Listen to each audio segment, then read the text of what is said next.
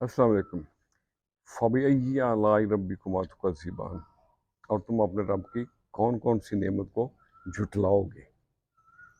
ہمارے رب کا فرمان ہے کہ حاصل میں خوش رہنا سیکھیے، اور لا حاصل کے حصول کے لیے اگر تگ و دو میں لگے رہے تو حاصل سے بھی ہاتھ دھو بیٹھیں گے۔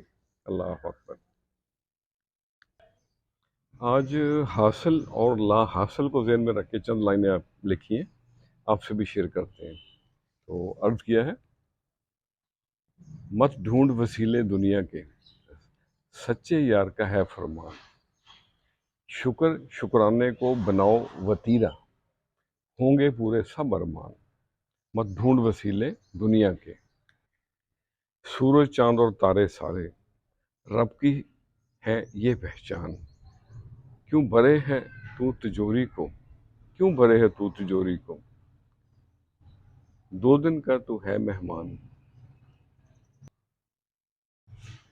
مشکل مشکل لگیں گر باتیں، اندر جھانک اور دل کی مان۔ در سچے پہ جھکنا سیکھ، رہو گے کب تک تم انجان۔ مت ڈھونڈ وسیلے دنیا کے، سچے یار کا ہے فرمان۔ اور فانی ہے یہ دنیا ساری، فانی ہے یہ دنیا ساری، مت رول یہاں پہ اپنی جان۔ اپنوں کو پہچانو بیبا، اپنوں کو پہچانو بیبا، نیاز نہ بن تو انجان۔ مت ڈھونڈ وسیلے دنیا کے، سچے یار کا ہے فرمان۔ مشکلیں اتنی پڑی مجھ پہ کہ آساں ہو گئیں۔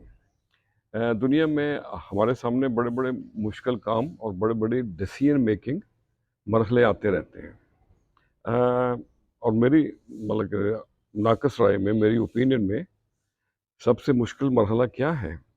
اپنوں میں اپنوں کو پہچاننا، اپنوں میں اپنوں کی پہچان۔